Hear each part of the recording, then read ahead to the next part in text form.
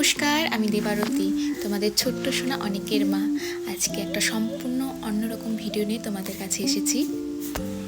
আমার কিছু রিলেটিভস, আমার ফ্রেন্ড সদ্য মা হয়েছে, নতুন বাচ্চার যত্ন কী করে নেবে তা নিয়ে আমার কাছে অনেকেই অনেক কিছু জানতে চেয়েছে। তাদের জন্য এই ছোট্ট ভিডিওটা রইল। একটি সদ্য জন্মানো বাচ্চার যতটা যত্নের দরকার, ঠিক ততটাই একটা নতুন মা যে সদ্য জন্ম দিয়েছে বাচ্চা তারও যত্নের দরকার। পরিবারের সকলকে বলবো, সকলে মা ও বাচ্চার সবার ভালো খেয়াল রাখবেন, যত্ন নেবেন। আমাদের স্বাস্থ্য বিভাগে বলে একটি মা যত সুস্থ থাকবে তার বাচ্চাও ঠিক ততটা সুস্বাস্থ্য থাকবে। তাই মা বাচ্চার খেয়াল সবারই রাখা উচিত। এবার বলি বাচ্চার খাবারের কথা। বাচ্চা শুধুমাত্র মায়ের বুকের দুধই খাবে। আমি আমার বাচ্চাকে শুধুমাত্র ব্রেস্ট মিল্কই করিয়েছি, আর কিচ্ছু নয়। জন্মের পরপরই মায়ের যে হলুদ রঙের দুধটা আসে সেটা হচ্ছে অমৃতের সমান। তাই সবাইকে বলবো এই দুধটা অবশ্যই খাওয়া। বাচ্চার দরকার অনুযায়ী বাচ্চাকে দুধ খাবেন, তবে মনে রাখবেন এই গ্যাপিংটা যেন 2 ঘন্টার বেশি না হয়। অ্যাট এ টাইম বাচ্চাকে 15 মিনিট ধরে দুধটা খাওয়াবেন। ধরুন রাইট সাইডে যদি ফার্স্ট স্টার্ট করেন তাহলে সেটা 15 মিনিট ধরেই খাওয়াতে হবে। খাওয়াবেন বা বাচ্চার যখন দরকার হবে তখন খাওয়াবেন, তখন কিন্তু আপনাকে লেফট সাইডে খাওয়াতে সেই একই 15 মিনিট ধরেই খাওয়াবেন। দুধ খাওয়ানোর পর বাচ্চা কিন্তু অবশ্যই ঢেক ওঠাতে হবে।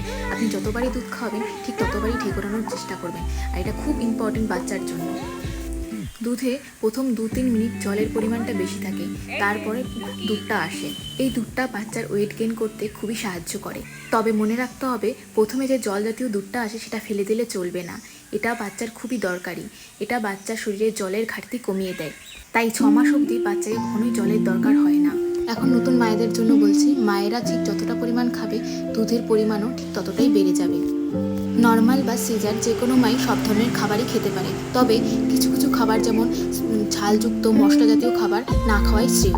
মায়ের খাবারের মধ্যে মিক্সড ডাল, লাউ, শাকসবজি, ডিম, দুধ এগুলোর পরিমাণ বাড়ালে দেখবে দুধের পরিমাণ ঠিক বেড়ে গেছে এবং মায়ের যে ঘাটতি আছে, ঘা রয়েছে, সেগুলো ঠিক তাড়াতাড়ি শুকিয়ে যাচ্ছে। তাই সবাইকে বলবো মা ও বাচ্চার দুজনেরই সমান যত্ন নেওয়া দরকার, কারণ mother milk is the best milk. আমাদের স্বাস্থ্য পরিষেবা এবং আমি পড়াশোনা করে যতটুকু জেনেছি তাই তোমাদের সাথে শেয়ার করছি।